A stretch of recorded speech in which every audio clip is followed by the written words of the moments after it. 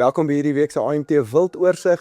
Ons gesels soos ouer gewoonte met Franco Joubert. Ons kyk na wat wildpryse tans is, hoekom dit baie moeilik is om te bepaal en hoe dit bepaal word. So baie welkom Franco. Dankie Johnny, dit was 'n opgewonde week. Baie sukses na daai eerste program van ons. So, kom ons kyk of ons kan aangaan en die regte antwoorde gee vir die manne. Ek het nou gehoor die minister ingestem, hy gaan dalk hopelik een van die dae ook op ons program wees. Ons moet net 'n tyd kry, maar dan kan ons bietjie met hom gesels oor spesifiek permitte en ek dink die red tape, as ek Engelse woord kan gebruik, in die wildsbedryf wat verskriklik is en ek dink daar sit tog al baie druk op handel en op die groei van die bedryf. Definitief, ek het nou nog gepraat, het ook amper daai vraag al wil ek wil hom vra, want ons sit met 'n 9+1 stelsel amper of 'n 10+1 stelsel, soos jy sê, vir die nasionaal maak 'n reël, dan kry dit na die provinsies toe en die provinsies kan dit afwentel en na hulle manier van onderhandeling of skuif van diere toe. Maar my probleem is, ek sê, is 'n vraag wat ek graag wil moet beantwoord is, 'n rooibok in die Weskaap en 'n rooibok in die Vrystaat en 'n rooibok in die Limpopo is dieselfde ding. Hoekom het jy 'n permit nodig om te skuif? 'n bees kan jy skuif landwyd. So dit is maar ek hoop ons kry hom op, ons kan hierdie vrae vir hom vra. Ek dink ons gaan baie vrae kry om vir hom te vra, maar ek dink ons moet daarna kyk. So. Of hom vra spesifiek gaan wild nou na landbou toe skuif en of dit 'n goeie of 'n slegte ding is? My aanbeveling is dit moes lankal geskuif het. Ja. Ek sê ons hoor wat sê hy, maar as ek sê net omrede natuurbewaring so beperk is dit mannekrag. Laat hulle doen wat hulle altyd gedoen het. Die parke oppas, hulle kan selfs die jag oorseese ondernemers, outfitters met hulle gesels en hulle leiding gee en daai permitstelsel hanteer, as wat hulle nog mense in die veld ook moet sit, verstaan, wat baie druk op hulle eie personeel sit. Yes, en ek dink die potensiaal van hierdie bedryf is ongelooflik en om vir boere alternatiewe inkomste of sy hoofinkomste 10 te raak, as ons hierdie goed net reg kan bestuur. Ek sê altyd, en weet jy wat laasweek genoem het, nee, ek sê altyd vir die ouens in hierdie moeilike tye, mieliepryse weet ons is onseker, daar's 'n oorskot van mielies, beespryse is onder druk. Ek sê altyd, voor jy iets gaan doen, gaan kyk nie jou spens, wat het jy? Dis die lekker van dit. Wild is nog altyd vir die ouens, al het hy beesboerdery, al het hy wat ook al, het hy 'n paar blesbokke of het 'n paar rooihartbeeste wat daar op die plaas rondloop of kudu's, gebruik jy goed in jou spens, maar op hierdie stadium maak die permitstelsel dit vir ons moeilik om deel te word van die bedryf. Ja, yes, dis baie moeilik. Franco, ek het jou gevra, ek wil baie graag soos my ander video's, my vleisvideo's en graanvideo's en goed, ek wil graag pryse vir die ouens deurgee. Dis bietjie anders in die wildsbedryf. En ek het nou byvoorbeeld die voor my van die veilings wat ons nou hierdie week of die laaste week gehad het, pryse en miskien sien die pryse varieer geweldig tussen veilings, hang af wie en so om 'n gemiddelde prys eintlik vir dit te gee, gaan nie eintlik akkurate prentjie vir ons al buite skep nie. As jy dalk vir ons 'n idee kan gee hoekom dit so moeilik is maar ek wil ook by jou hoor, wat ek graag wil hoor is dat ons dalk net so 'n bietjie terugstaan om te sê, wat dink jy van pryse tot dusver vir die jaar? Is dit op, is dit af?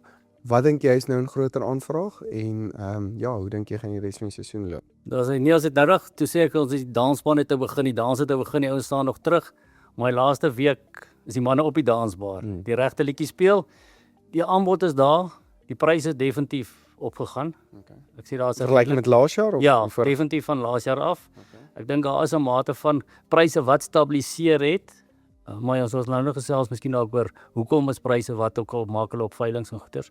Maar ek dink definitief die jagmark is nou besig om aan die gang te kom. Die manne is terug van oorsee af. So die wild moet nou ingekoop word en op die plase kom, laat hulle gereed is vir die jagseisoen. So dis een van die goeders wat ons moet oorsels, ook daai permitstelsels, maar ek glo dit gaan met die tyd sal dit ons uitsort. Jy het gesê is alle spesies redelik op vlakte as is daar kleurvariante, jy het ons laasweek gepraat ook van kleurvariante, is nou weer ons 'n mark vir onsself geskep daar amper. Nee, definitief, as jy kyk na kon sê koningswillebeeste is nog redelik wisselvallig, maar baie op van laas jaar af.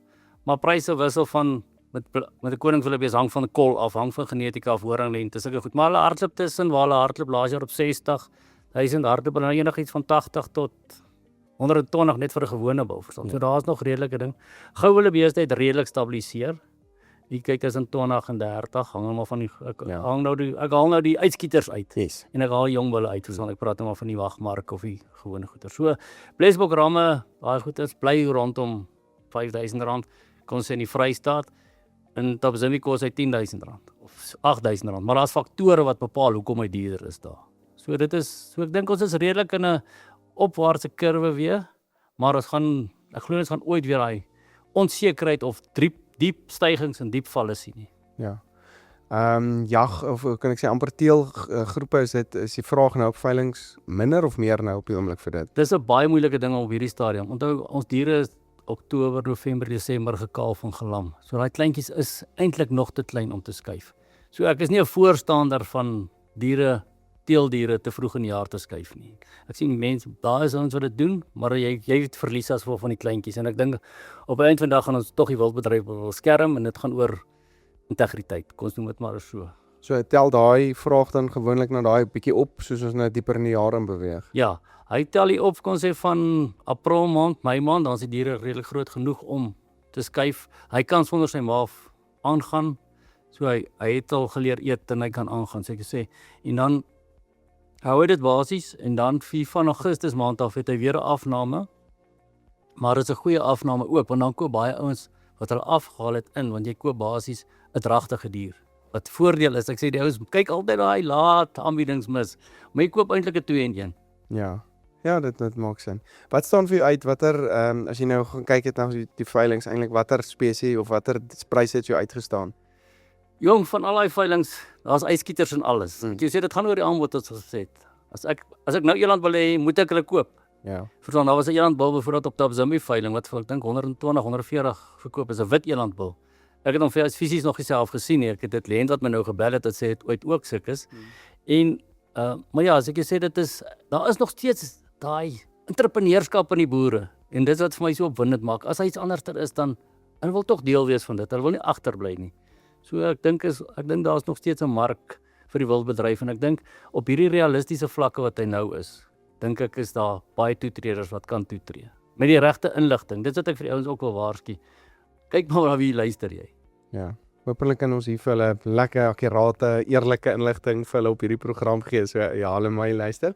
En ons hopelik kan ons die permitte met Willie dalk Oukamp ook gesels en dan kan ons hopelik van hierdie permitte net vinniger uitgesorteer ook kry.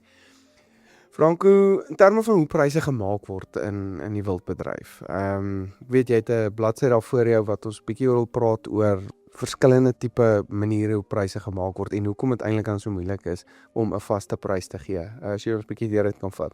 Dankie nie, ek dink is daar baie ons wat nou gaan sê maar hulle weet dit, maar ek dink baie van die kykers weet nie of die luisteraars weet nie. Ek het dit byvoorbeeld nou glad nie geweet nie terwyl jy voor dit vir my gesê het, so dit is baie interessant. So ek dink dit is kom ons begin dit maar noem dit nou maar bemarking 101, wat jy dit ook wil noem verstaan.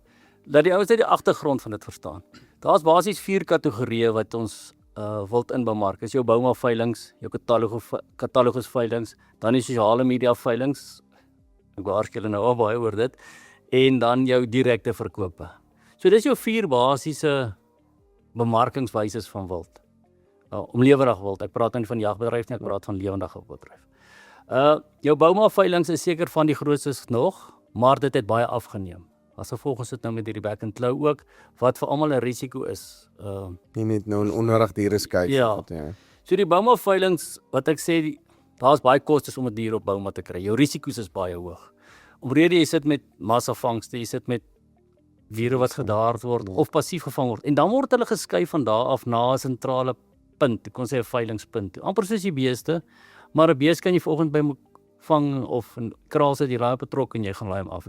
Wild het 'n hele proses voor jy dit kan doen. Daar's permitte, daar's logistiek, daar's mense, daar's helikopters, daar's verskeie faktore beskikbaar. So of wat trokke, wat ek sê wat in plek moet kom om die dier te skuif.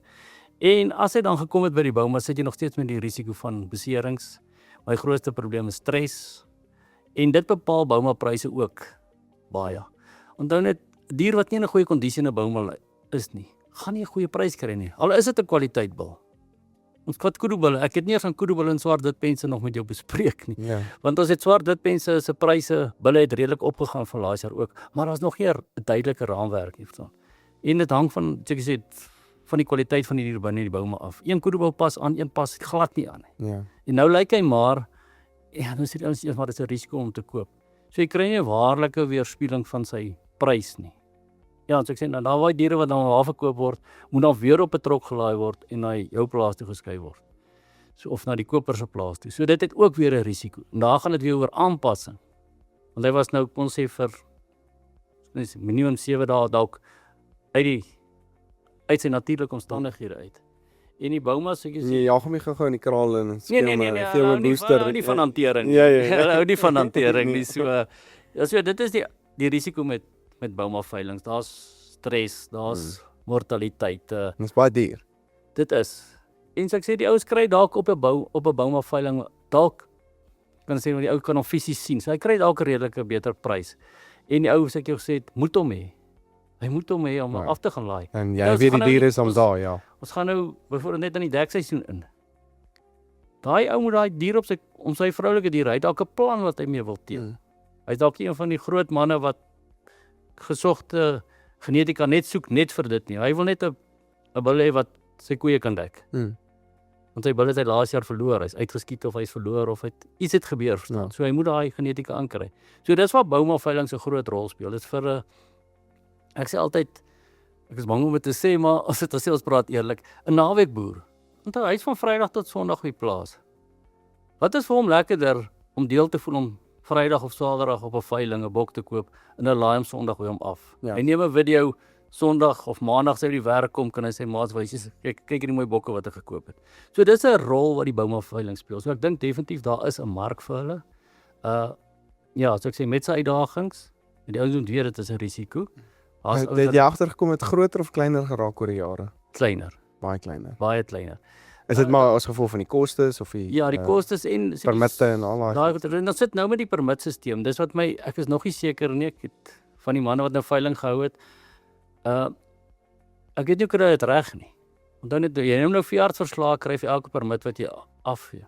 So daai diere is nou kon sê by my op iemand van se Bouma.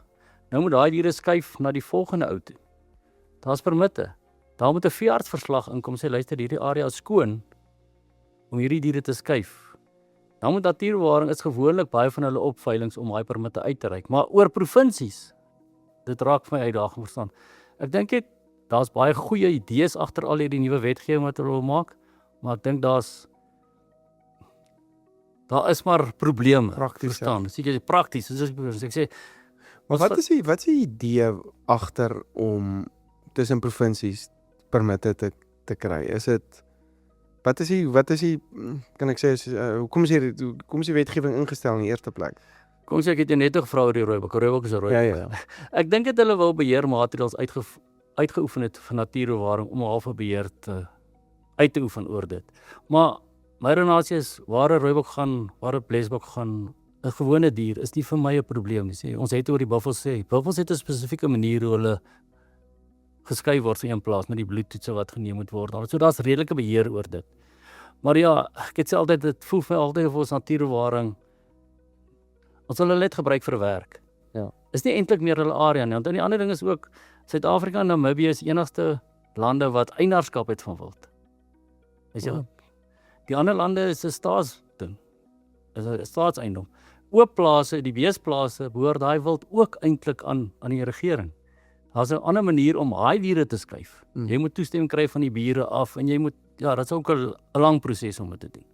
So ek het iets gesê van Namibië. Namibië het so 'n week terug veiling gehad. Daar het 'n koerbal van 68 4.6 miljoen Namibiese dollar gegaan. Dit is 4.6 miljoen rand. Ja. Verstaan so, daar is Sure. dis ek sê so die Dis Namibië 68 dames is mooi. Nee, kyk is So mooi. ek altyd sê jy bel jou pa en jou ma oor hom.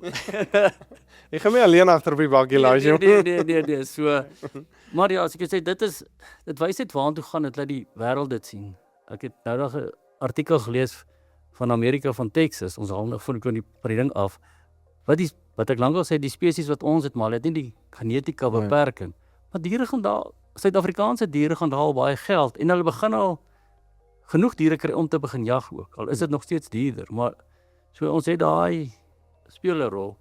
Okay, ekskuus om Ja, laat ons nou weer terug oor die lekker goed toe. Ons het gesê met die Bouma en dan maar ek dink met tegnologie wat nou baie optel, het jy gesê sosiale media, al daai tipe goed, daar's soos baie ander kanale en aanlyn veilings, al daai tipe goed wat dan nou ook Ja, as jy kyk na die katalogus veilings, dis nou regtig groter groepe wat jy doen, verstaan jou, kan ek sê jou gevestigde groepe, jou ouens wat bietjie meer kwaliteit diere het, wat wat met mekaar koop om hulle eie kuddes te verbeter, ons is klaar by die 60 duim suiwelbulle, om hy 60 duim buffel te kom, of, so dis katalogus veilings wat amper 'n sosiale Hollywood word, 'n Ja. kenmerk in ons verstaan van die wildbedryf. Die ouens wil daar wees, hy wil dit gesien word, hy wil deel van dit wees, want dit is wat die groei is. Daar's baie gewone ouens wat ook al koop, maar daai diere is hoofsaaklik koop hulle op 'n katalogus. Dis almal kom by mekaar en dit is 'n sosiale funksie en daar's afslag. Goeie genetika. Alles, ja. En op baie katalogus staan die foto, spesifieke dier se foto, sy inligting.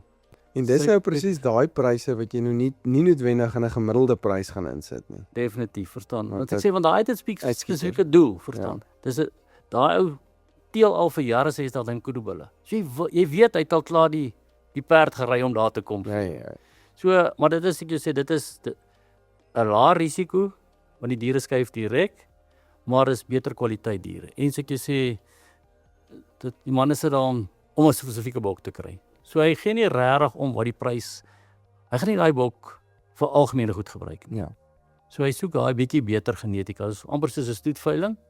Maar ja, dit is ek sê dit is ook 'n ou wat 'n 60 koeie wil het wat hy gevang het op sy plaas, gaan byvoorbeeld nie dieselfde kry as dit al 10 jaar geteel het. Ja. En die ouens moet dit ook verstaan. So dis 'n groot prysverskil. So ons moet daarna kyk ook. So ek dink die katalogusveilings het 'n rol gespeel en dit al hoe groter geword. Baie ouens sit gewone diere nou op 'n katalogus en stuur hom uit. En die ouens bied ook maar op hulle verstaan. En dan sal ander ouens wat katalogusse uitstuur en daar's klaar 'n prys by. So daar is ook weer daai verandering. Gaan jy bied op hom of is dit klaar 'n prys vir die dier? So dit is die mate van katalogusveilings. Sosiale media is 'n ou wat paar bokke het en hy sit hulle daar op. Cowboys. Klein ouetjie wat dink hy gaan 'n paar rand maak en hy sê vir die ouens maar jy moet die vangkoste dra of sulke goeders.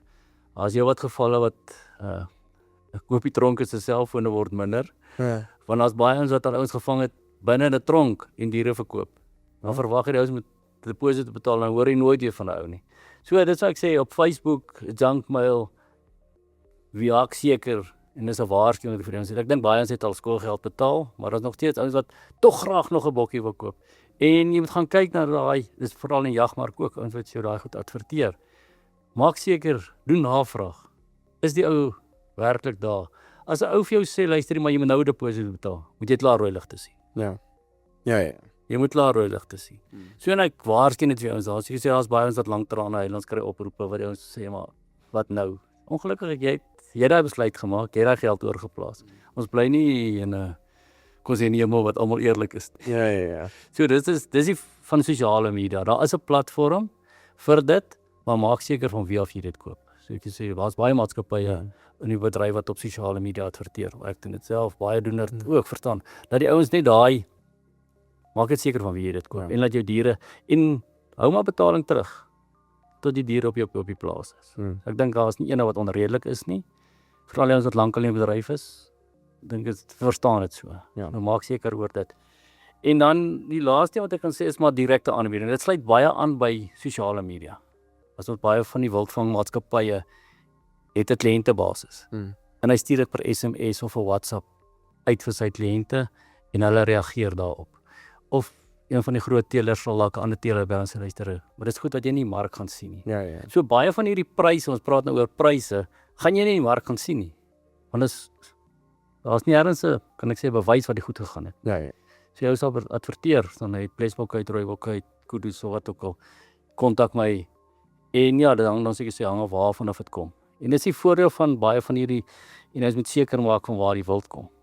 Omrede transport 'n groot rol begin speel, aanpassing.